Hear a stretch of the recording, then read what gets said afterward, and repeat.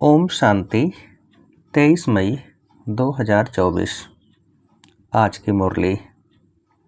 मीठे बच्चे, तुम्हें कभी भी विघ्न रूप नहीं बनना है। अंदर में कोई कमी हो तो उसे निकाल दो। यही समय है सच्चा हीरा बनने का। प्रश्न: किस बात की डिफेक्ट आते ही आत्मा की वैल्यू कम होने लगती है? उत्तर: पहला डिफेक्ट आता है अपवित्रता का। जब आत्मा पवित्र है तो उसकी ग्रेड बहुत ऊंची है। वह अमूल्य रत्न है, नमस्ते लायक है। इम्प्योरिटी का थोड़ा भी डिफेक्ट वैल्यू को ख़त्म कर देता है। अब तुम्हें बाप समान एवर प्योर हीरा बनना है। बाबा आया है तुम्हें आप समान पवित्र बनाने। पवित्र बच्चों को ही एक बाप की याद सताएगी। बाप से अटूट प्यार होगा। कभी किसी को दुख नहीं देंगे। बहुत मीठे होंगे।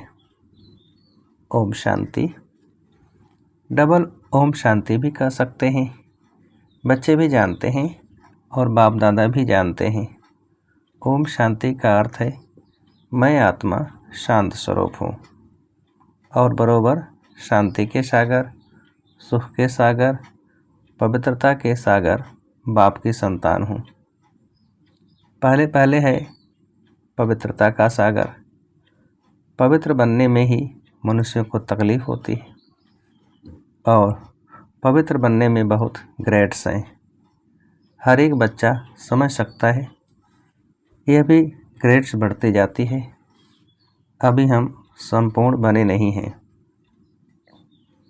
कहाँ न कहाँ कोई में किस प्रकार की डिफेक्ट जरूर है।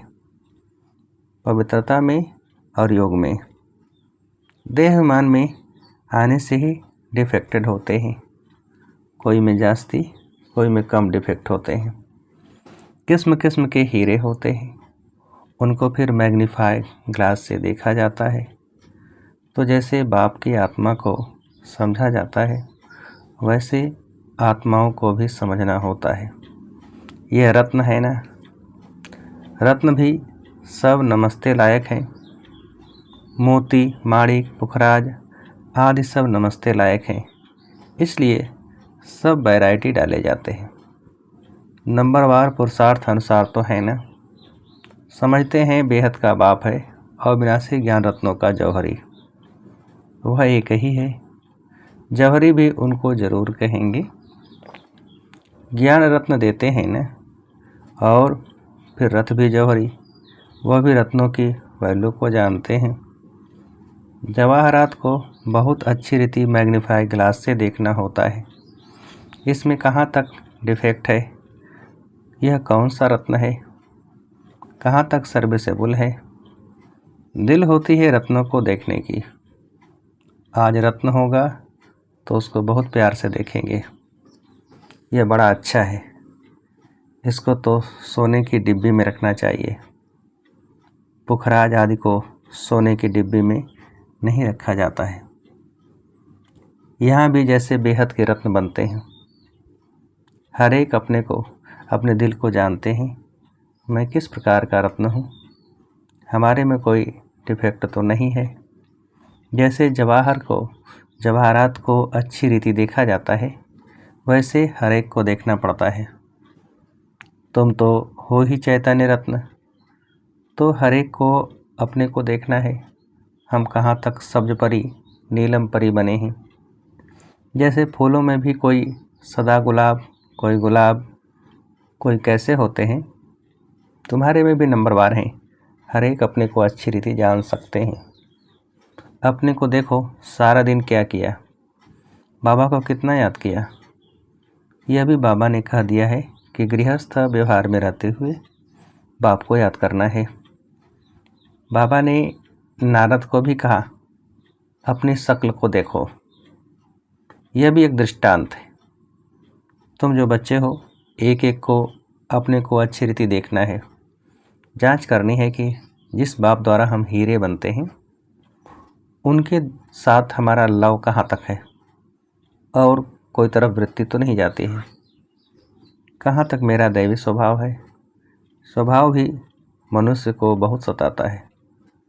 हर एक को तीसरा नेत्र मिला है, उनसे अपनी जांच करनी है। कहाँ तक मैं बाप की याद में रहता हूँ, कहाँ तक मेरी याद बाप को पहुँचती है। उनकी याद में रह रोमांच एकदम खड़े हो जाने चाहिए। परंतु बाप खुद कहते हैं माया के विघ्न ऐसे हैं जो खुशी में आने नहीं देते हैं। बच्चे जानते हैं अभी हम सब पुरुषार्थी हैं, रिजल्ट तो पिछाड़ी में निकलनी है। अपनी जांच करनी है। फ्लो आदि अभी तुम निकाल सकते हो। एकदम प्योर डायमंड बनना है। अगर थोड़ा भी डिफेक्ट होगा तो समझ जाएंगे हमारी वैल्यू भी कम होगी।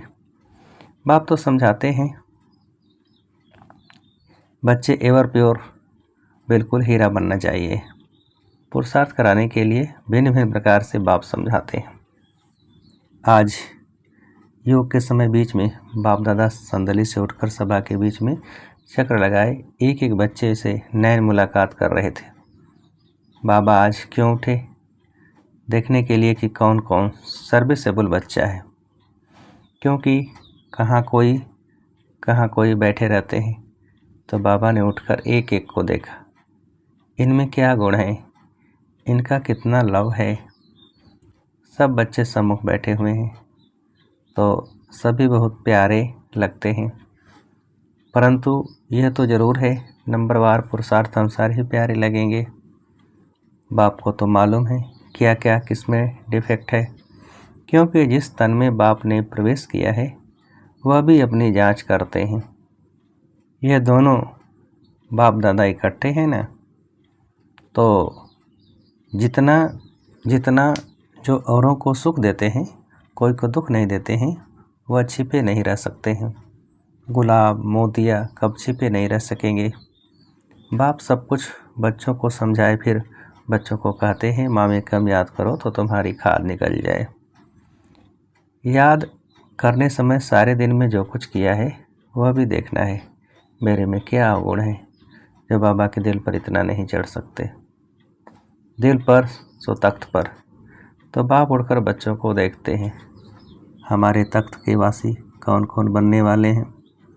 जब समय नज़दीक आता है तो बच्चों को झट मालूम पड़ जाता है हम कहाँ तक पास होंगे। नापास होने वाले को पहले से ही मालूम पड़ जाता है कि हमारे मार्क्स कम होंगे।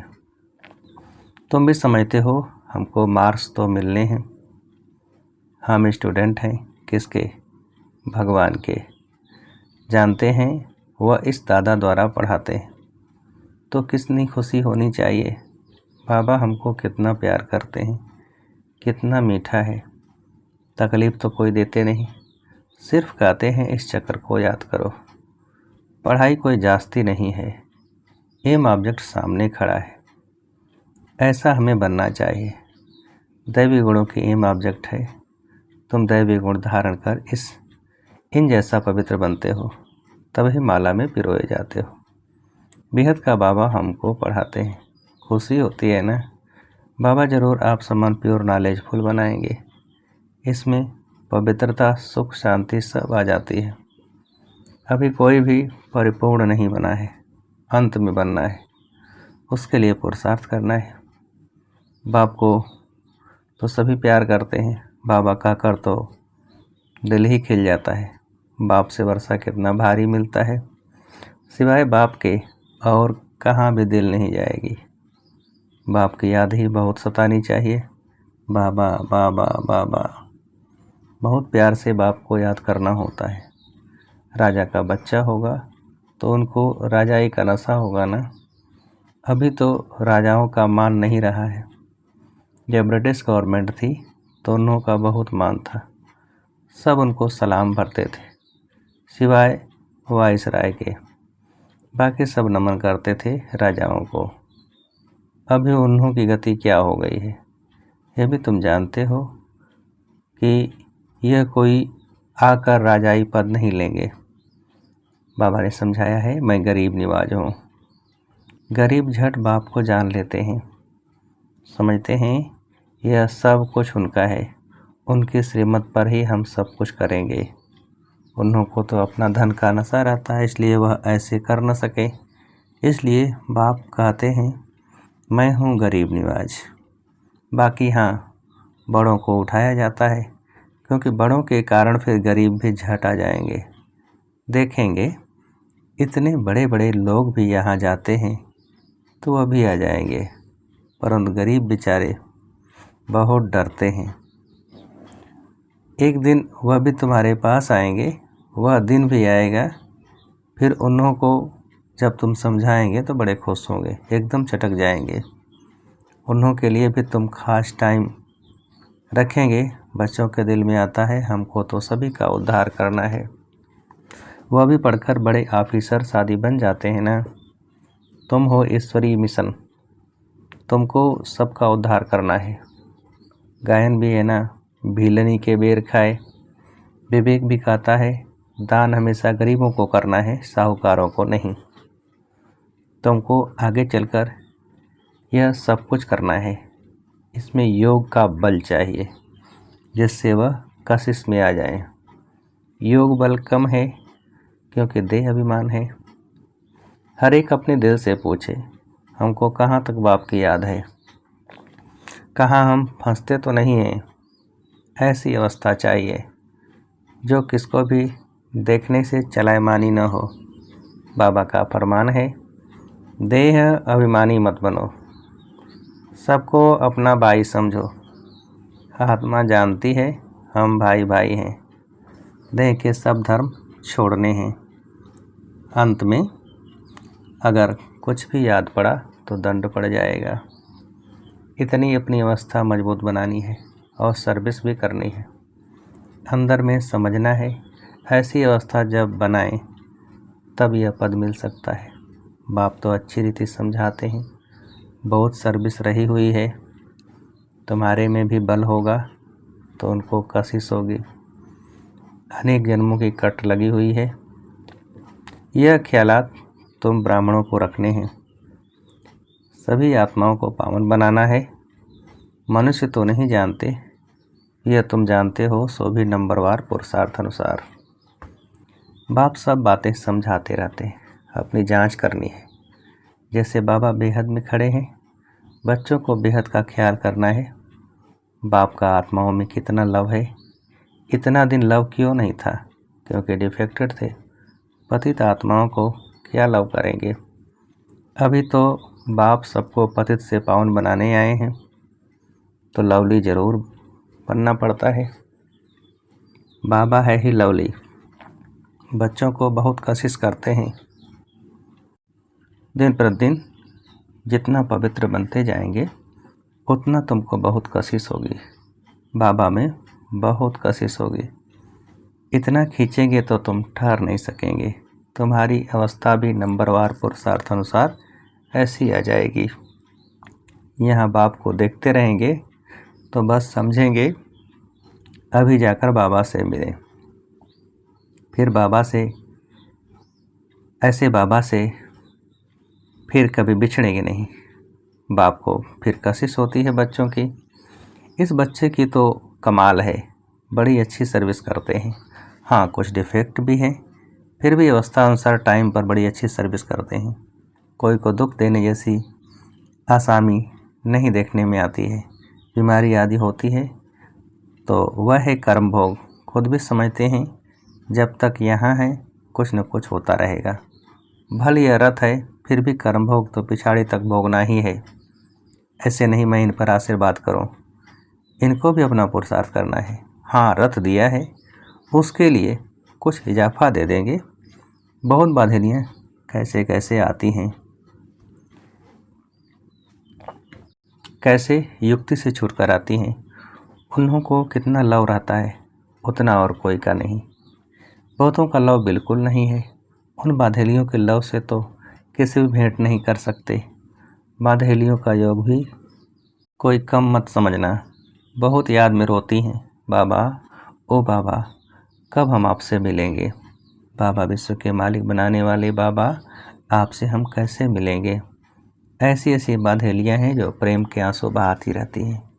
वह उनके दुख के आंसू नहीं हैं, वह आंसू प्यार के मोती बन जाते हैं। तो उन बाधेलियों का योग कोई कम थोड़े ही है। याद में बहुत तड़पती हैं। ओ बाबा, हम आपसे कब मिलेंगे। सब दुख मिटाने वाले बाबा, बाबा कहते हैं जितना समय तुम याद में रहेंगी सर्विस भी करेंगी। भल कोई बंधन में रहती हैं, खुद सर्विस नहीं कर सकती, परंतु याद का भी उन्हों को बहुत बल मिलता है। याद में ही सब कुछ समाया हुआ है। तड़पती रहती हैं, बाबा कब मौका मिलेगा जो हम आपसे मिलेंगे। कितना याद में रहती हैं। आगे चल दिन प्रतिदिन तुमको जोर से खींच होती रहेगी। स्नान करते कार्य करते याद में ही रहेंगे। बाबा कभी वह दिन होगा जो यह बंधन खलास होंगे। बेचारी पूछती रहती हैं, बाबा हमको बहुत तंग करते हैं, क्या करें। बच्चों की पिटाई कर सकते हैं, पाप तो नहीं होगा। बाप कहते हैं आजकल के बच्चे तो ऐसे हैं जो बात मत पूछो। किसको पति से दुख होता है तो अंदर में सोचती हैं कब ये बंधन छूटे तो हम बाबा से मिले। बाबा बहुत कड़ा बंधन है, क्या करें। पति का बंधन कब छूटेगा। बस बाबा बाबा करती रहती हैं। उनकी कशिश तो आती है ना। अबलाएं बहुत सहन करती हैं। बाबा बच्चों को धीरज देते हैं। बच्चे तुम बाप को याद करते रहो तो यह सब बंधन खत्म हो जाएंगे। अच्छा, मीठे मीठे से कहते बच्चों प्रति माता पिता बाप दादा का याद प्यार और गुड मॉर्निंग। रूहानी बाप की रूहानी बच्चों को नमस्ते। हम रूहानी बच्चों की रूहानी बाप को नमस्ते। धारणा के लिए मुख्य सार पहली पॉइंट, अपनी जांच करनी है कि हमारे में कोई अवगुण तो नहीं है। कहाँ तक हमारी याद बाप को पहुँचती है। हमारा स्वभाव दैवी स्वभाव है, वृत्ति और तरफ भटकती तो नहीं है।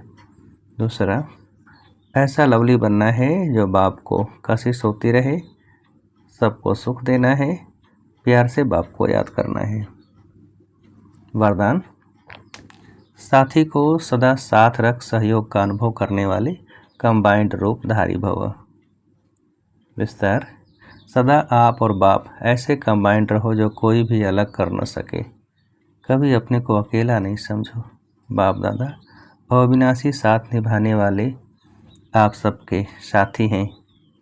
बाबा कहा और बाबा हाजिर है। हम बाबा के, बाबा हमारा। बाबा आपकी हर सेवा में सहयोग देने वाले हैं। सिर्फ अपने कंबाइंड स्वरूप के रूहानी नशे में रहो। स्लोगन, सेवा और स्व उन्नति दोनों का बैलेंस हो तो सदा सफलता मिलती रहेगी। सेवा और स्व उन्नति दोनों का बैलेंस हो तो सदा सफलता मिलती रहेगी। अच्छा, ओम शांति।